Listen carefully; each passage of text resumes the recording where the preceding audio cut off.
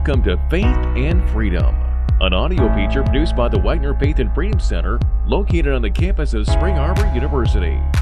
The Wagner Faith and Freedom Center serves as the nation's academic voice for faith, family, and freedom. And now here's your host for Faith and Freedom, Professor William Wagner.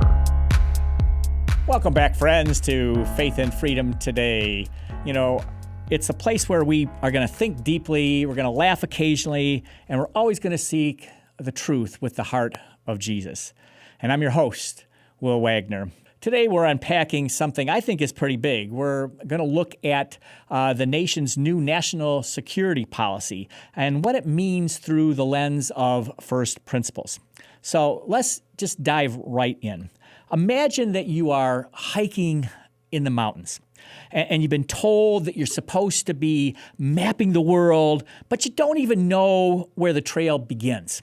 Well, folks, that's kind of where American national security strategy has been for decades. I served in the United States State Department, and what I saw while I was there and throughout the last, I would say, decades, is a wandering, ambitious, global in scope strategy that was so often and too often untethered from its rightful purpose.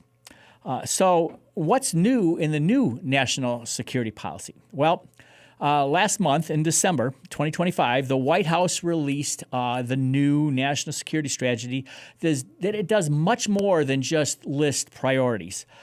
It signals a dramatic shift, a shift away from managing the world's problems and back toward securing our own republic, our sovereignty, and the God-given rights of our citizens.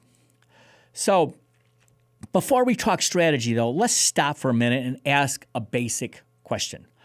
What in the world is government for? What's the purpose of government? Well, that's not a trick question. According to the framers and the founders of our government and the framers of our Constitution, government exists to secure pre-existing God-given rights, not to manufacture new ones or to fix the world. Its legitimacy comes from our consent, the consent from we, the people. Its powers are limited, and its duty is to protect liberty. In plain English, the state is justice's helper and liberty's protector, not humanity's redeemer. So from that premise come four what I call simple, I think they're four simple corollaries, really.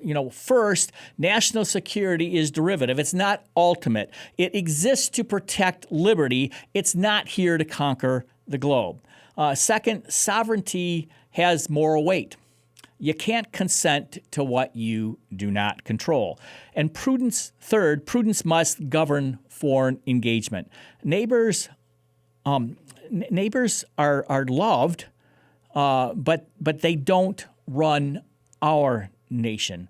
And fourth and finally, ends and means must match. A constitutional republic like ours shouldn't be permanently mobilized like a global city-state.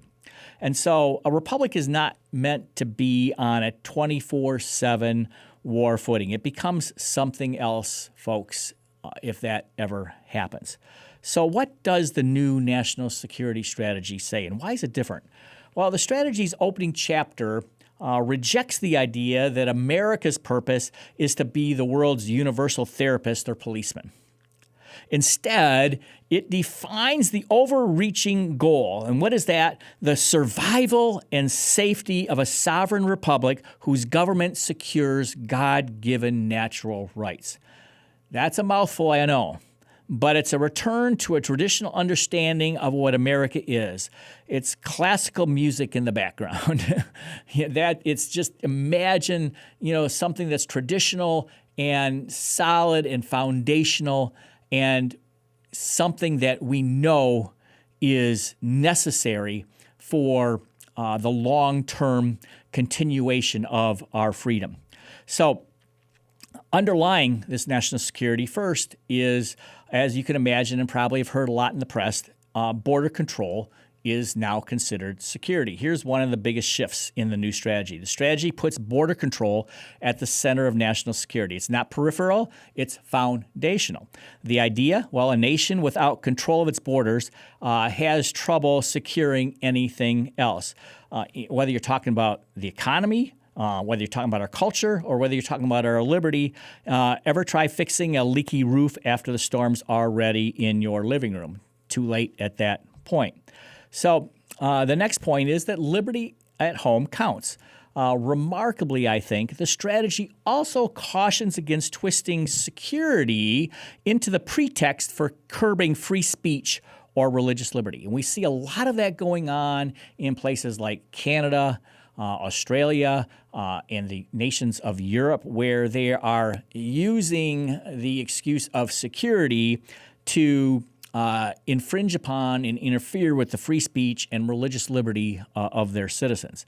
And so our new strategy here in the United States says, no, that's not the way it's going to be. It insists that security cannot be purchased at the price of freedom. And so I think that's refreshing, and for what it's worth, I think it's sensible as well. So the next point of the strategy is that we should have peace through strength. This goes all the way back to the administrations in the 1980s of the United States, where the current administration at that time said, we're going to respect the sovereignty of other nations, but don't try and interfere with our sovereignty, and we're going to maintain peace through strength. And strategy doesn't shirk force outright. Instead, it embraces that old idea of peace through strength, but anchored in deterrence, not in a forever crusade of some kind. Strong defenses, credible deterrence, not endless nation building. And I can tell you, after serving in the State Department, there was a whole lot of nation building going on where we would show up and fly into a country and it's like, hi, I'm from the United States. We're here to help. Completely not understanding the culture we were in, not respecting the sovereignty of the nation that we were visiting, and more importantly, not even considering for a moment what the national security interests of the United States were and why we were there in the first place. The next point of the strategy is and concerns self-government and sovereignty. Importantly, it rejects the notion that some supranational body out there should shape other nations' destinies. And I think that's really, really important, because increasingly we see groups of nations, whether it be in organizations like the United Nations, the European Union, where they are taking some kind of idea that, hey, we're a supranational body, we know better than you, and we should shape your nation's destiny. Our national security policy that's just been implemented by the White House says that is not our role. The Republic values mutual respect between sovereign states. So think of it as you take care of your home, I'll take care of mine. Let's be neighbors, not overlords. But at the same time, don't be messing with our nation, because at that point, we will protect the sovereignty of our nation. And so the next point in the strategy concerns domestic strength, and it says that domestic strength matters. Internal strength, industrial capacity, energy independence, economic vitality. That is central to real security. And if you look at world history, you can see that that is true. A nation that imports its way to weakness invites peril every time, all throughout history. So imagine trying to defend your freedom when you can't produce steel. It's like defending a castle built on straw. So I think there are some cautions here, though, that we should pay attention to. So where should we watch ourselves? Here's the wise part. First principles warn against overreach, even inside a good strategy. And this is a good strategy, but we need to be cautious of overreach. Government cannot manufacture virtue. It can only secure the space where virtue flourishes. Now, see that See the difference there.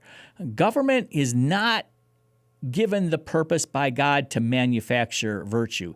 It's given the place to secure the space where virtue can flourish. So while the strategy mentions culture, spiritual health, and families, those aren't the things the federal government should run like a corporate headquarters. Churches, families, civil society, that's who does that, not Washington.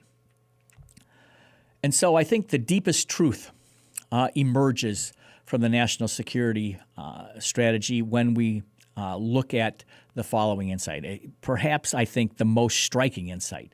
Security is ultimately moral.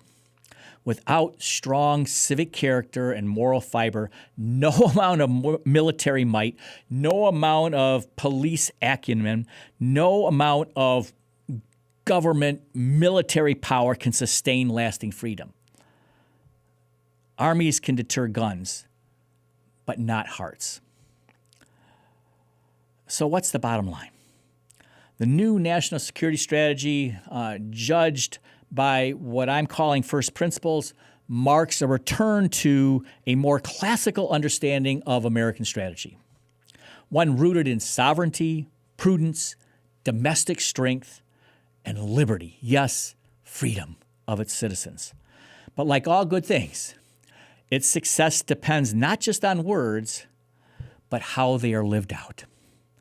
So stay with us, and I'll wrap this up in the final wrap in just a minute. Growing deep roots means anchoring yourself to Jesus Christ, the source of all life and learning. Here at Spring Arbor University, faith and academics work hand in hand, grounding you in truth and wisdom. With a close-knit Christian community by your side, you'll grow strong, ready to face life's challenges. At SAU, you won't just learn, you'll thrive. Grow deep roots at Spring Arbor University. Visit arbor.edu today. And now the final wrap. Before we close, let me leave you with a passage of Scripture, as we always do on this show.